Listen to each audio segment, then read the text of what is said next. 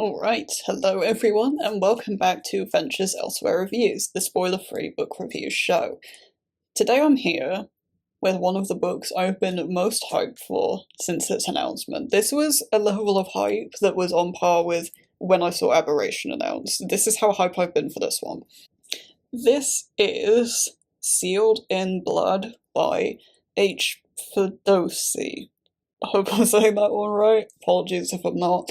This is listed in the press kit as a socio-political thriller. It is very much an adult book.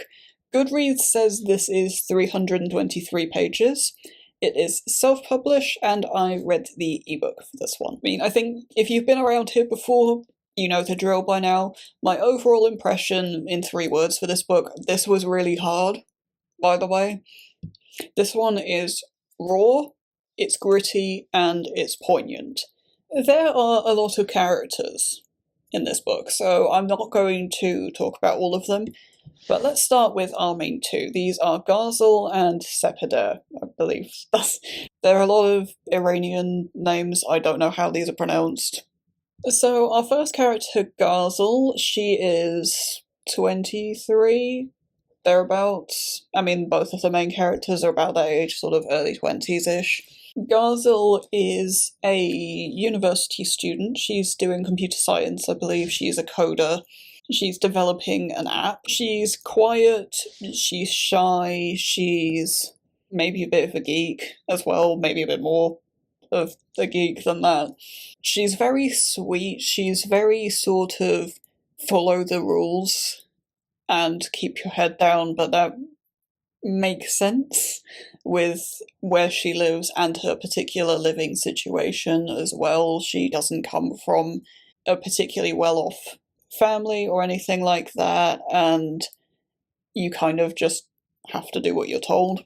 Whereas Sepeder is in many ways the polar opposite of that. She is extremely wealthy, from a wealthy family. She's an influencer, that's what she does, mainly in makeup and things like that, sort of, in many ways, a sort of fairly typical social media personality, except that she actually is a decent person. She has this outspoken streak that is very dangerous for her. She doesn't really always know when to keep that in check, and is used to sort of, in many ways, buying her way out of trouble a little bit.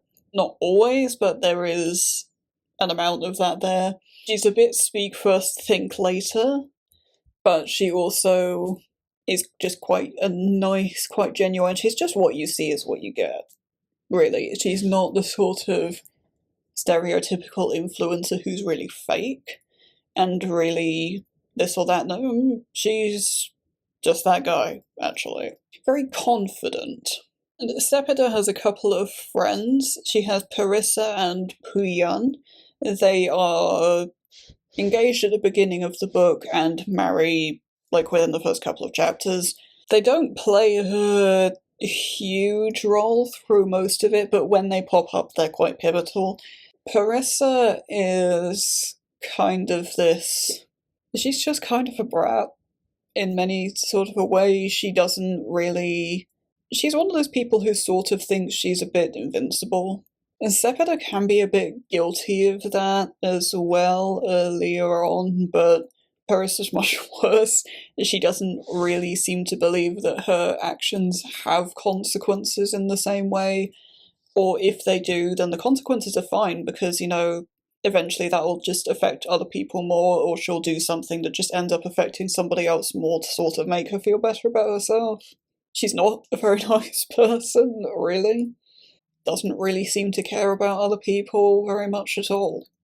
And Puyan is pretty similar. He gets much less page time just because Parissa and Sepeder are friends, and Puyan is kind of just, you know, friend's boyfriend kind of thing. Let's just say those two were kind of... it makes sense that they're together, let's put it that way. Gazel has a brother called Matin. He actually goes through a very big arc in this story, but if there's one thing that doesn't change, he's kind of this stuck-up, standoffish, arrogant, always thinks he knows best sort of not necessarily a meathead, but he's kind of a dick, at best. And there are a lot of points where he's a lot worse than that. So writing quality-wise, off the charts with this one had me just feeling a lot of things throughout the entire thing, honestly. It was one of those where I've talked before on this show about sometimes it takes me a while to get into a book. Not really a problem with this one, which is quite unusual for me actually, that it hooked me really quite early. And also, I really just couldn't put this one down. Yeah, so Goodreads says Sealed in Blood is 323 pages. My reading software says that including all the back matter, it's 101. I think when a book is that sort of short, or at least it appears so, it's very easy to think, oh, I'll just sit and read through the whole thing, which is what I did. It's because I couldn't really stop myself. It's not like when you have something like with the Best Will in the World Project Suncloud, each sort of volume of that, each volume is split into two parts with Project Suncloud, for those that don't know, but each volume is, 800 to 900 pages. You know that you can't just sit and read the entire thing, because at some point you're going to need to have a meal. You can't just read that much in an afternoon, it's not possible. So you almost go into something like that thinking, okay, I need to put this down after a certain number of chapters or something. When you have a book like Sealed in Blood, you don't go into it with that sort of mindset, or at least I don't, in the same way. It's not that long, I can just blast through that. You might get to a point with something where you go, okay, I've been reading for a while, I've got some other things I want to do, I'll put this down, take care of that, and then go back to it, which is fully what I intended to do, but I just didn't. Because once this book really gets going, it's really hard to put it down. It's one of those where it's just so unpredictable. But it's almost, and it's sort of weird to say it's unpredictable, because a lot of the things that do happen are things that the main characters imagine could or might happen. But this book really lulls you into a false sense of security for a while with thinking, oh, but they won't, but it won't. Also, it's worth noting the romance dynamic between our two leads, Garzel and Sepida, is excellent. It's really, really good. It's definitely that opposites attract thing. Not surprising given what I said about them originally. But they also do have a surprising amount of similarities as well, in the sense that they're both genuine people and they both have quite a few common interests. They're interested in what the other is doing. And they actually do care about that. And I think that's nice. That's nice to see. It's not a pure opposites attract kind, almost. I know opposites attract, but remind me again exactly what you see in each other kind of thing. It's a more genuine, more real feeling than that. The pacing on this one I thought was really interesting as well. This was something that struck me right away, because the early portion of the book almost has this sort of montage feel to the pacing, and I liked that in many ways. It got me hooked, but I wasn't really sure how I felt about it. It was one of those where I was sort of worried that I was going to start missing things with it, but it doesn't really, the montage feeling doesn't last too long. It knows when to stop with that, and then it just sort of flows very nicely from there. You also have this moment, and this is very cleverly done given exactly what's happening in the story, where you almost just lose track of time. And that's interesting because there are dates listed for each chapter. It has actually two sets of dates. It's quite interesting how that's done, and it makes a lot of sense with the world building and all of that I'll get into. But there are dates listed for each chapter on two calendars. You have the standard calendar that you or I would be used to here in the UK, but you also have a second calendar. So you have timekeeping there, though there are a handful of chapters at the least where those dates are absent, so you do start to lose the timekeeping a little bit, but the pacing itself enables that. It starts to feel a bit surreal. It sort of seems to hit the wall, but it also doesn't. It's very, very odd and very clever given what's happening in the story. Since I touched on the calendar stuff, I should talk about the world building and lore section on this one.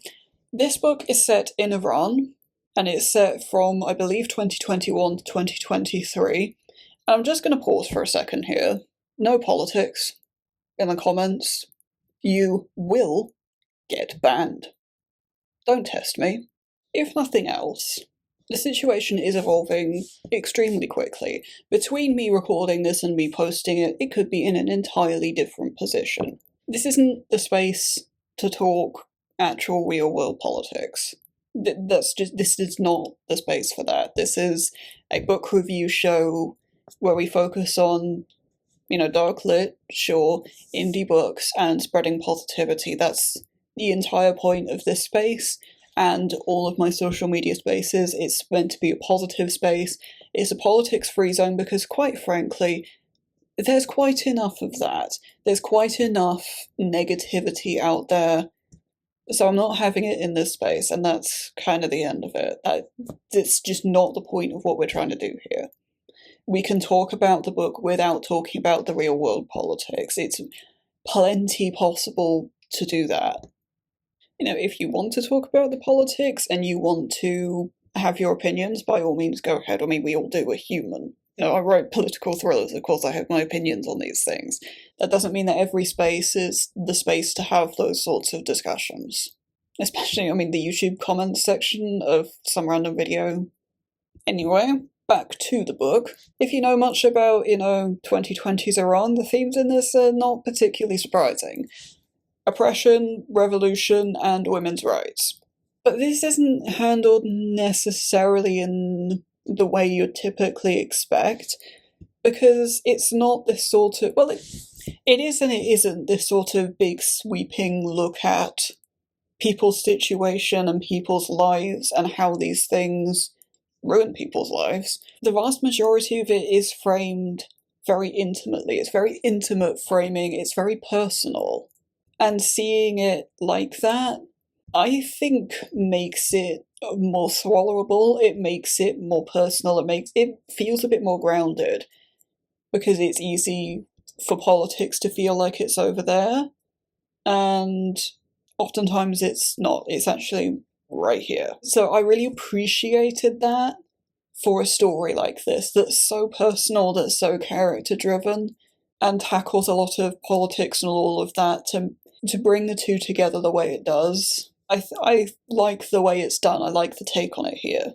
And I think one thing that was really interesting to me with this book, and this is genuinely fascinating to me, is how angry it is. And that's just in the sense of, there's a lot of anger from the characters, but there's clearly a lot of anger from the author as well. It's something that's just so raw for everyone inside the book. The author clearly writing this, and it really hits you as a reader as well. And this sort of anger, and just getting a book that's so profoundly angry like this, I think it's a really big risk to take as a writer to do something like that. It's something that is make or break. This can be done really, really horribly and just make something really unpleasant to read, or it can be a marvellous finishing touch, and it is absolutely the latter here. This book would be lacking something if it didn't have that. It really would. And it's interesting because I was thinking about this relatively recently when it came to Benothinged. Benothinged was a book that I read late last year, and it was a book I had a lot of mixed feelings about. Ultimately, it wasn't really for me. But one of the things I distinctly remember reading that book was, this book is just so angry, and it just felt so unnecessary. It just felt like clearly it was something that the author was passionate about. It was very obviously a passion project, Benothinged. You couldn't possibly deny that, having read more than 50 pages of it, you just couldn't. But the amount of anger that was in there and the way it was handled made it quite off-putting for me, actually, and it made me think a bit differently about anger in books and how that comes across. It was one of those where anger was like a real driving force, and I just really didn't like it. I didn't like how it was handled. It was off-putting because it's such a sort of case-by-case basis. It's such a thing in this book, how anger drives people and how that can be utilized, and it's so good. And it's interesting to see the contrast between those two. How, and this is obviously my subjective opinion on two pieces of art, but nothing doesn't land, and it feels unnecessary, it feels wrong, it feels disproportionate, more than anything. Sealed in Blood would be so remiss not to have this. It's an absolute necessity and it's handled beautifully. It's sort of bizarre because those are the only two books I would say I've really thought about this much at all. Because it's a bit different where you have something where anger drives a particularly powerful character moment, or even a character in a multi-POV cast, or a bit of an arc or something like that. I mean, Project Suncloud would be not a bad example of any of those things. But when it drives an entire book like this, it's something very different. I think another really interesting thing is how people are silenced. Skirting around spoilers for this one's difficult, but I'd be criminal not to mention it, I think. There is a character who is imprisoned in this book in a silencing attempt, amongst other things. But when they get released from prison, it doesn't end that. When you really see and really think about that in the way that it's done here, it's one of those moments that really makes you think, where you think, oh, you've been released from prison, so, you know, that's a huge win, right? And it is, but is it really, what's the reality of that? What does that really mean for the sort of person that somebody is? Where do these sorts of efforts really end? You know, when do you actually break free of stuff like this? And that's the sort of grittiness of this book, is it takes something and it just is like, no, we're really gonna talk about this, actually. It's something that it's as gritty as it is raw, and this is probably the rawest book I've ever read. And I couldn't really think of another book that's close on that one. It is also incredibly tragic, not least because of, you know, the number of people who die and how they die.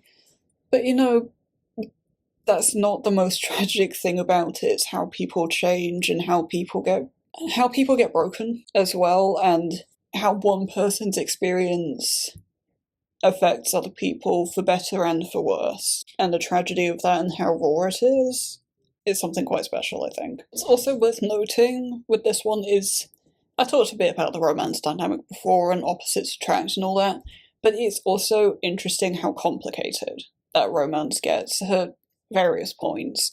It is a very complicated dynamic between the two, and again, it's how people change, how times change and situations change, and how all of that affects. It's again something that's very real, something that's very gritty, and it's something that you don't get that often, because this is as much a political thriller as it is a romantic thriller, if you ask me. The romance is a huge driving force and a huge part of this book.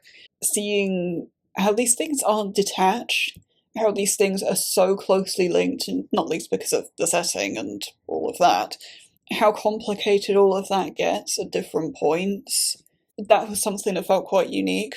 And I have a lot of favourite moments from this book. Basically every interaction between our main two leads is great. I really like, they bounce off each other really, really well, and really naturalistically. It evokes exactly what it's meant to in any given moment.